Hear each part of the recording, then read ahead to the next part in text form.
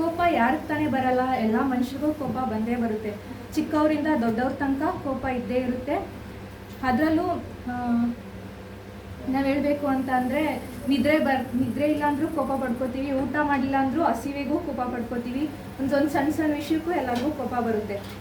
ಆದರೆ ನಾವು ಇಲ್ಲಿ ಬೈಬಲಲ್ಲಿ ಯೇಸು ಸ್ವಾಮಿ 4 ವಿಷಯಕ್ಕೆ ಕೋಪ ಪಡ್ತಾರೆ. ಯಾವ್ದ್ಯಾವುದು ಅಂದರೆ ದುಷ್ಟತನ, ಅನ್ಯ ದೇವತೆಯನ್ನು ಪೂಜೆ ಮಾಡುವುದು, ಮತ್ತು ಮೋಸ, ಅನ್ಯಾಯ.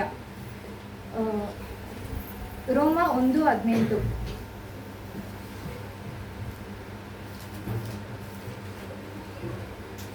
ದುಷ್ಟತನವನ್ನು ನಡೆಸಿ ಸತ್ಯವನ್ನು ನಡೆಸುವರಾದ ಮನುಷ್ಯರ ಎಲ್ಲಾ ವಿಧವಾದ ಭಕ್ತಿಯುತ ಮೇಲೆಯೂ ದುಷ್ಟತನದ ಮೇಲೆಯೂ ದೇವರ ಕೋಪವು ಪರಲೋಕದಲ್ಲಿ ತೋರಿಬರುತ್ತದೆ. ದುಷ್ಟತನವನ್ನು ಮಾಡಿ ಒಂದು ತಪ್ಪನ್ನು ಮಾಡಿ ಅದನ್ನು ಸತ್ಯ ಎಂದು ಹೇಳುವ ಎಲ್ಲ ಮನುಷ್ಯರ ಮೇಲೂ ದೇವರ ಕೋಪ ಪಡ್ತಾರೆ. ಭಕ್ತಿಹೀನತೆ ಮೇಲೆಯೂ ದುಷ್ಟತನದ ಮೇಲೆಯೂ ದೇವರು ಕೋಪವನ್ನು ಪರಲೋಕದಿಂದ ಸುರಿಸುತ್ತಾರೆ. ನಾವೊಂದು ಸುಳ್ಳು ಹೇಳಿ ಅದನ್ನು ನಾವು ನಿಜ ಎಂದು ಹೇಳುವ ಆ ಸಮಯದಲ್ಲಿ ದೇವರು ಪರಲೋಕದಿಂದ ಆ ಕೋಪವನ್ನು ತೋರಿಸ್ತಾರೆ. ಮತ್ತು ಎರಡನೇದು ಅನ್ಯ ದೇವತೆ. 1 ಅರಸು 11:9.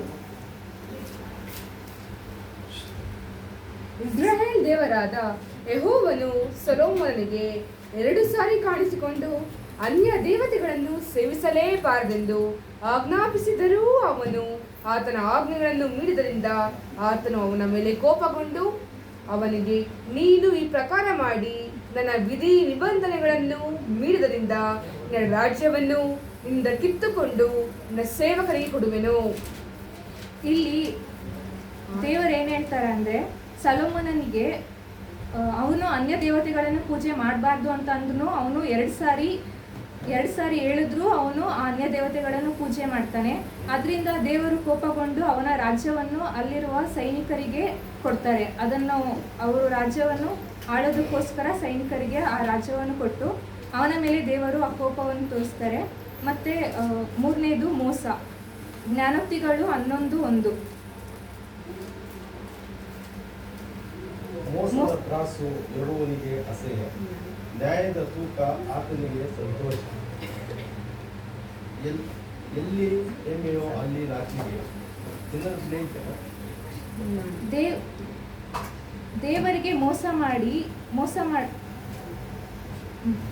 ಮಾಡಿದ್ರೆ ಅದು ಯೆಹೋವನಿಗೆ ಅಸಹ್ಯ.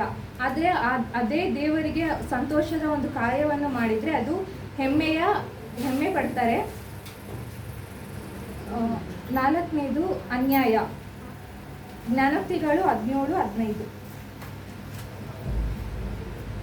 ದುಷ್ಟನನ್ನು ಶಿಷ್ಯನೆಂದು ಶಿಷ್ಯನನ್ನು ದುಷ್ಟನೆಂದು ನಿರ್ಣಯಿಸುವವರಿಬ್ಬರು ಯೆಹೋವನಿಗೆ ಅಸಹ್ಯರು. ದುಷ್ಟನನ್ನು ಶಿಷ್ಯನೆಂದು ಶಿಷ್ಟನನ್ನು ದುಷ್ಟನೆಂದು ನಿರ್ಣಯಿಸಿ ದೇವರಿಗೆ ಅದನ್ನು ದೇವರು ಅದು ದೇವರಿಗೆ ಅಸಹ್ಯವಾಗಿದೆ, ಅದನ್ನು ದೇವರು ಖಂಡಿಸ್ತಾರೆ. ಕೀರ್ತನೆ 147:11.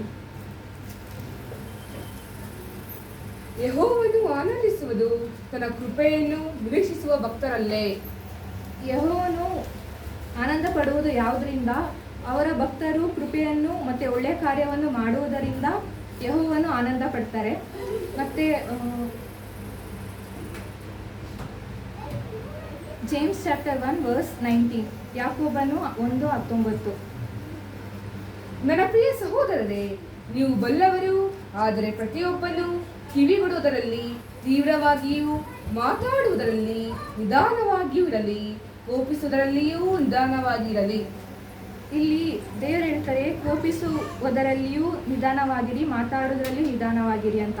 ನಾವಿಲ್ಲೊಂದು ಸ್ಟೋರಿ ಏನಂದರೆ, ಒಂದು ಸ್ನೇಕ್ ಇರುತ್ತೆ ಮತ್ತು ಒಂದು ಕಾರ್ಪೆಂಟರ್ ಇರ್ತಾರೆ. ಆ ಕಾರ್ಪೆಂಟರು ಏನು ಮಾಡ್ತಾರೆ ಅಂದರೆ, ಒಂದಿನ ಅವರು ವಿಂಡೋನ ಕ್ಲೋಸ್ ಮಾಡಿರಲ್ಲ.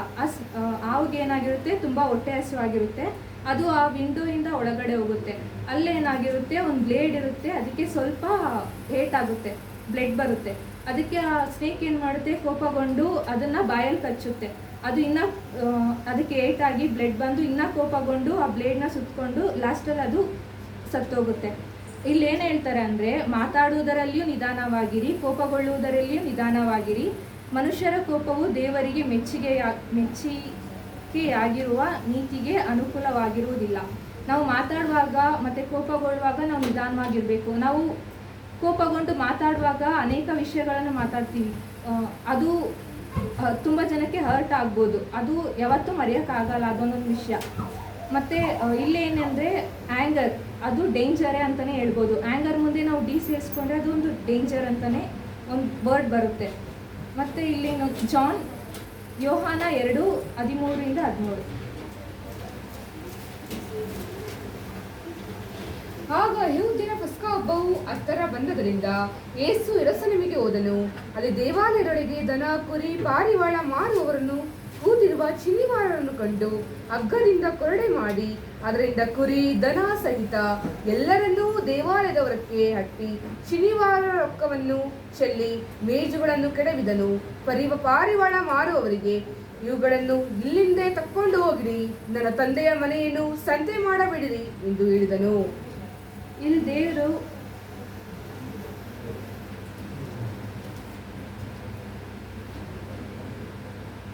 ಯೆಹೋವನು ಯೆರೂಸಲೇಮಿಗೆ ಹೋದಾಗ ಅಲ್ಲಿ ದೇವರು ಯೆರೂಸಲೇಮಿಗೆ ಹೋದಾಗ ಅಲ್ಲಿ ಅನೇಕ ಜನರು ಪಾರಿವಾಳ, ಹಸು, ದನ, ಕುರಿಗಳನ್ನ ಮಾರ್ತಾ ಇರ್ತಾರೆ. ಅಲ್ಲಿ ಅವ್ರು ಏನು ಹೇಳ್ತಾರೆ, ಅಲ್ಲಿ ಹೋಗಿ ನೋಡಿದಾಗ ಅವರು ಕೋಪಗೊಂಡು ಅದನ್ನೆಲ್ಲ ಹೊರಗಡೆ ತಳ್ಳಿ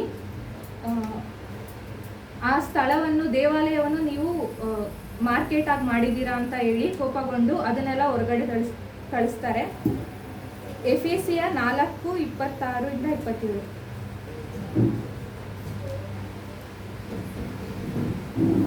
ಕೋಪ ಮಾಡಬೇಕಾದರೂ ಪಾಪ ಮಾಡಬೇಡಿ. ಸೂರ್ಯನು ಮುಳುಗುವುದಕ್ಕಿಂತ ಮುಂಚೆ ನಿಮ್ಮ ಸಿಟ್ಟು ತೀರಲಿ. ಸೈತಾನನಿಗೆ ಅವಕಾಶ ಕೊಡಬೇಡಿ. ಕೋಪ ಮಾಡಬೇಕಾದರೂ ಪಾಪ ಮಾಡಬೇಡಿರಿ.